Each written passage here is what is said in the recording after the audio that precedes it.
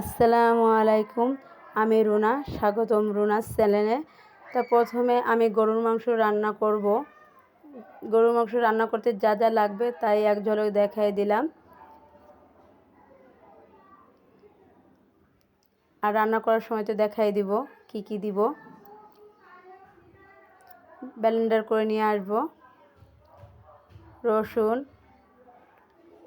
আদা কুচি আর জিরা দিয়ে ব্লেন্ডার করে নিয়ে আসবো।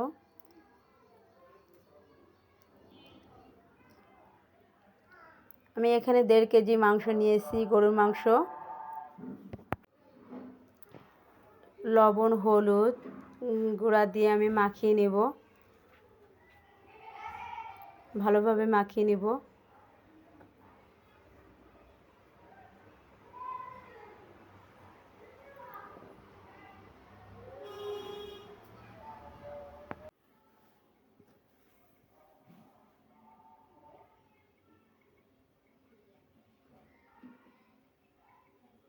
আমার মাখানো হয়ে গেছে, চুলা জ্বালিয়ে দেব।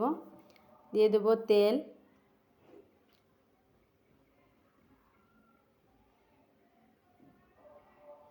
দিয়ে দিলাম গরম মশলা, লবঙ্গ, দারচিনি, 2টা তেজপাতা ধুয়ে রেখেছিলাম।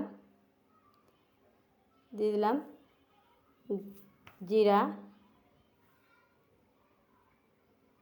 এখন দিয়ে দেবো পেঁয়াজ কুচি।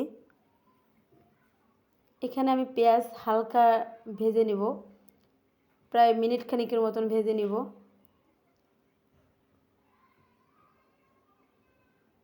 এখন দিয়ে দিলাম গরুর মাংস।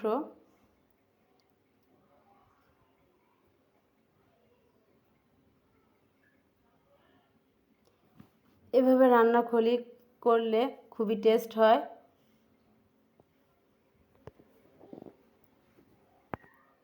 ভালোভাবে নেড়েচেড়ে নিব।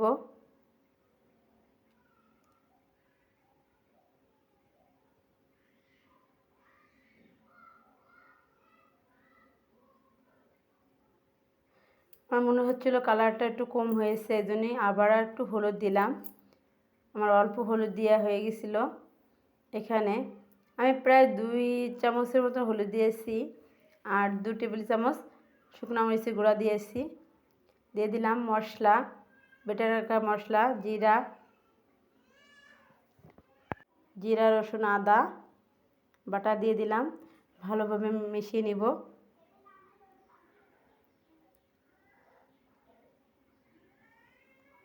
আমার পাত্রটা ছোট হয়ে গেছিলো, এজন্য আবার একটু চেঞ্জ করে নিলাম বড় পাত্রে।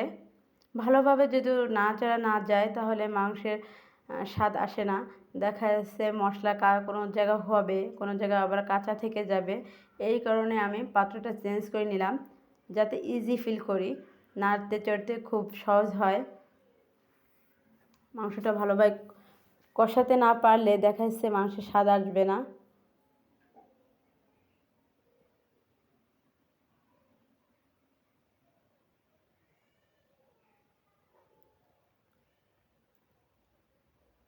ভালোভাবে নেড়েচেড়ে নিব।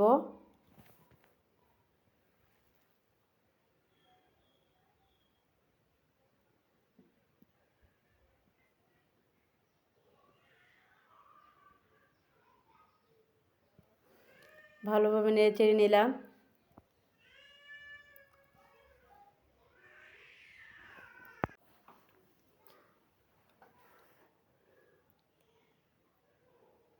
তেল ছেড়ে দিয়েছে। ভালোভাবে নেড়েচেড়ে নিব যাতে তলায় না লেগে যায়।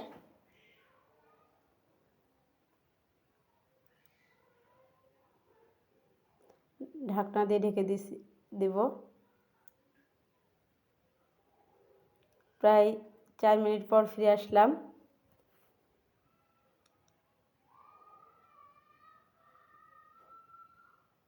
নেড়েচেড়ে নিব।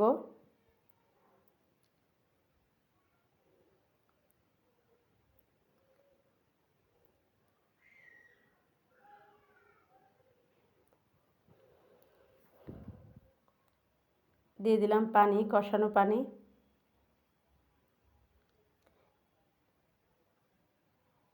ভালোভাবে নেড়ে নিব।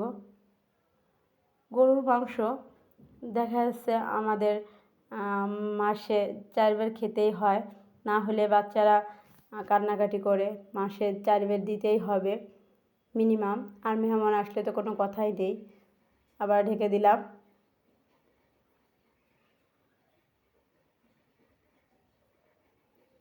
ফিরে আসলাম প্রায় 10 মিনিট পর।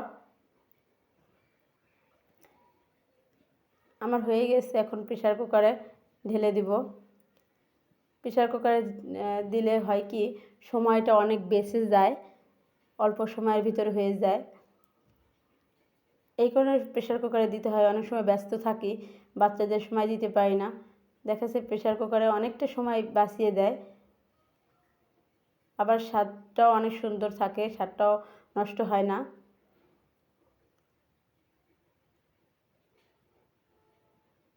আমি মাংস রান্না করলে প্রেসার কুকারেই দিই। দেখা যাচ্ছে আমার প্রেসার কুকারে রান্না করতে আমার খুব ইজি ফিল হয়। দিয়ে দিলাম পানি সামান্য।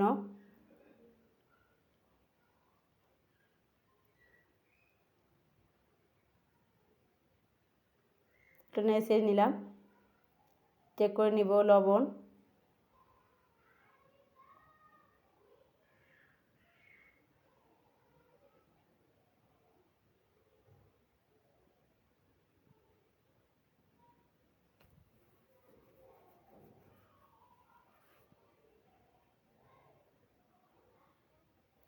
ঢাকনা দিয়ে ঢেকে দিলাম।